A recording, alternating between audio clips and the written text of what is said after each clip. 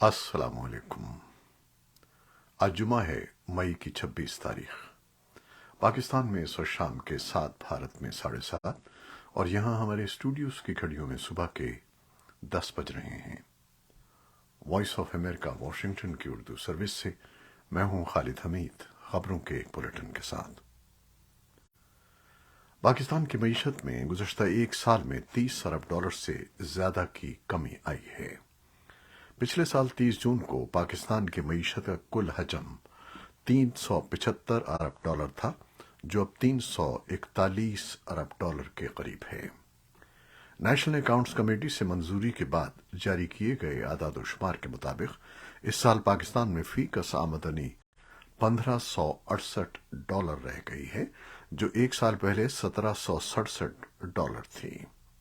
मुल्क में गंदम की पैदावार में इजाफा, जबकि चावल और कपास की पैदावार में इस माली के साल के दौरान कमी हुई है।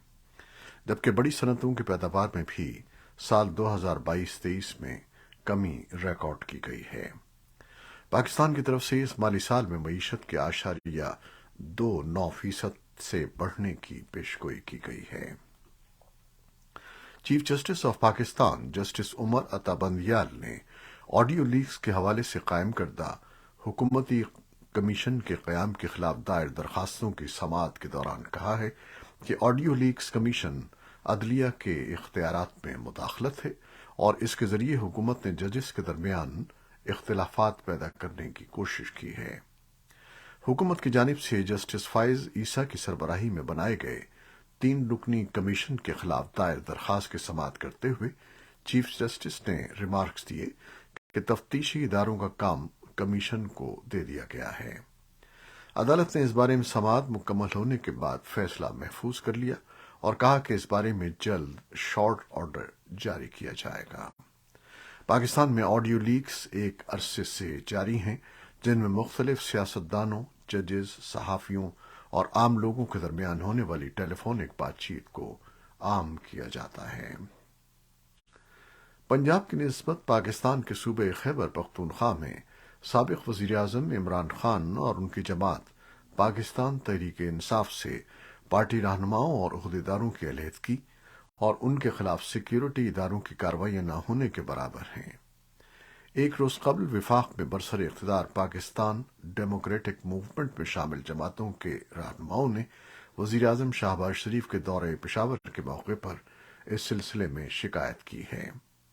शिकायत के रद्द-ए-अमल में पुलिस और दीगर सिक्योरिटी इदारों के ओहदेदारों ने जुमे को इजलास करके तमाम मतलूब अफराद को जल्द अज जल्द गिरफ्तार करने का फैसला दिया है।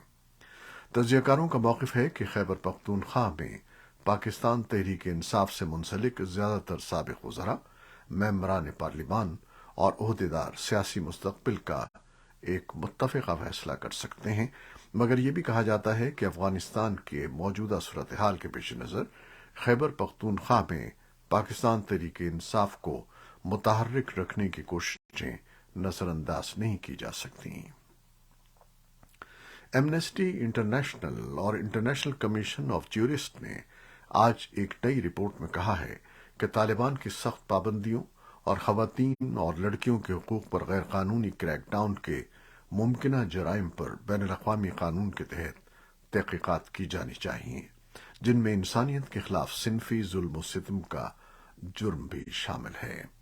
ख़वातीन के खिलाफ तालिबान की जंग नामी रिपोर्ट में कहा गया है कि अफ़ग़ानिस्तान की ख़वातीन और लड़कियों के हुकूक पर तालिबान की सख्त पाबंदियां, कैद में रखना, जबरी गुमशुदगियां, तशद्दुद और दीगर नारवा सलूक बैनुल-अक़वामी फौजदारी अदालत ICC के कानून के तहत इंसानियत के खिलाफ जुर्म के मुतरादिफ है।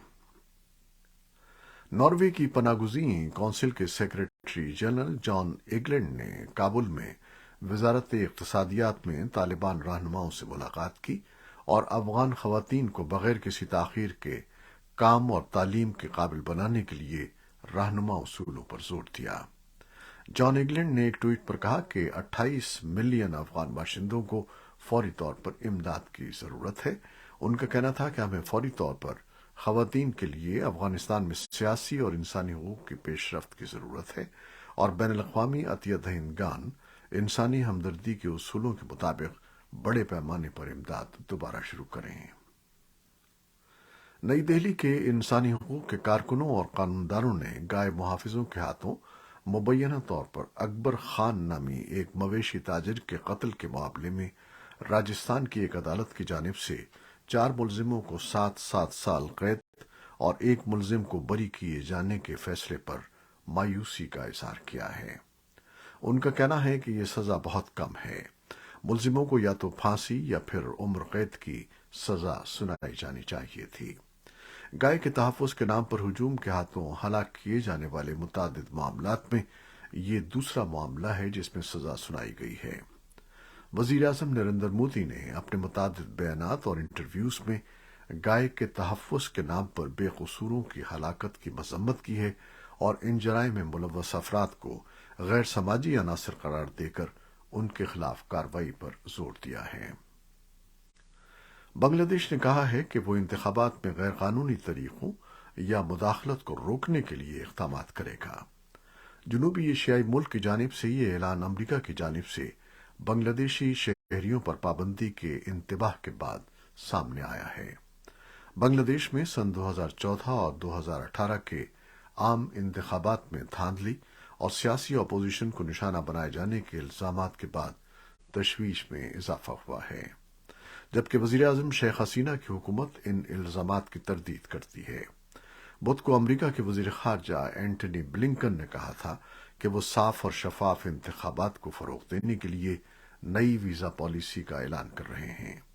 इस पॉलिसी के तहत उन अफराद और उनके अहल खाना पर वीज़ा की पाबंदियां लगाई जा सकती हैं जो बांग्लादेश में जमहूरी इंतखाबी अमल को नुकसान पहुंचाने के जिम्मेदार हैं या उसमें मुलव्वस हैं। अमरीकी सदर जो बाइडन ने कहा है कि अमरीकी हुकूमत के कर्जों की हद बढ़ाने और मुस्तकबिल के अखराजात की हद मुकर्रर करने के लिए रिपब्लिकन कानून साजों के साथ मुज़ाकरात अच्छे जा रहे हैं। उन्होंने अमरीकी अवाम को यकीन दहानी करवाई है कि अमरीका अपने वाजिबुल अदा कर्जों की अदायगी में नाकाम नहीं होगा। जुमेरात को व्हाइट हाउस के बजट पर मुज़ाकरात करने वाले हुक्काम ने रिपब्लिकन पार्टी के नुमाइंदों से समझौते पर पहुंचने के लिए बातचीत जारी रखी, लेकिन किसी मुआहदे का ऐलान नहीं किया गया। हुक्काम के मुताबिक सदर बाइडन और ऐवान नुमाइंदगान के स्पीकर केविन मैकार्थी के दरमियान मुज़ाकरात के बाद हुकूमती कर्जों की बालाई हद में इजाफे पर इत्तेफाक राय हो गया है। चीन और अमरीका के आला कारोबारी और तिजारती हुक्काम ने जुमेरात को वाशिंगटन में मुलाकात की, जो दुनिया की 2 बड़ी मईशतों के रहनुमाओं के दरमियान कभी कभार ही मुनक़िद होती है। अमरीकी महकमा तिजारत ने जुमेरात को एक बयान में कहा कि चीन के वजीर तिजारत वांग वेंटाओ और अमरीकी वजीर तिजारत जीना रेमो के दरमियान अमरीका और चीन के तिजारती ताल्लुकात से मुताल्लिक़ अमूर पर वाज़ेह और ठोस बातचीत हुई। सदर जो बाइडन ने गुज़श्ता नवंबर में बाली में चीनी रहनुमा शी जिनपिंग से मुलाकात की थी। वाशिंगटन में जुमेरात की तिजारती बातचीत अमरीकी और चीनी हुक्काम के दरमियान अमरीकी दारुल-हुकूमत में काबीना की सतह की पहली मुलाकात थी। वांग जुमेरात और जुमे को डिट्रॉइट में एपेक 2023 वज़रा तिजारती मीटिंग के लिए अमरीका में हैं। सदर जो बाइडन ने अमरीकी फ़ज़ाइया के सरबराह जनरल चार्ल्स ब्राउन को फौज का chairman joint chiefs of staff नामजद किया है। अगर उनकी नामजदगी की तस्दीक हो गई तो ब्राउन आर्मी जनरल मार्क मिली की जगह लेंगे, जिनके ओहदे की मुद्दत रवां बरस अक्टूबर में खत्म हो रही है।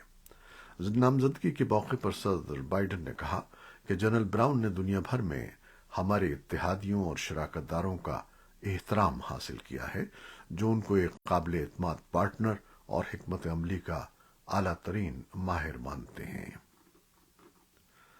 अमरीकी महकमा दिफा के लीडरों ने जुमेरात को इस बारे में मोहतात बयान दिया है कि रूस के खिलाफ जंग में यूक्रेन के लिए वाशिंगटन की मुसलसल हिमायत के बावजूद अमरीका खुद रूस के साथ जंग में मुलव्वस नहीं है। यूक्रेन की अस्करी हिमायत करने वाले दर्जनों ममालिक की वर्चुअल मीटिंग के बाद एक न्यूज़ कॉन्फ्रेंस में वज़ीर दिफा लॉयड ऑस्टिन ने कहा कि हम रूस के साथ जंग में मुलव्वस नहीं हैं। ये यूक्रेन की लड़ाई है। ہمارا مقصد صرف یہ ہے کہ ہم یوکرین کی کامیابی کو یقینی بنانے کے لیے ہر ممکن کوشش کریں۔ جوائنٹ چیف آف اسٹاف کے چیئرمین آرمی جنرل مارک ملی نے جمعرات کو کہا کہ امریکہ نے طویل عرصے سے یوکرین سے کہہ رکھا ہے کہ وہ روسی حدود میں امریکی ہتھیار استعمال نہ کرے۔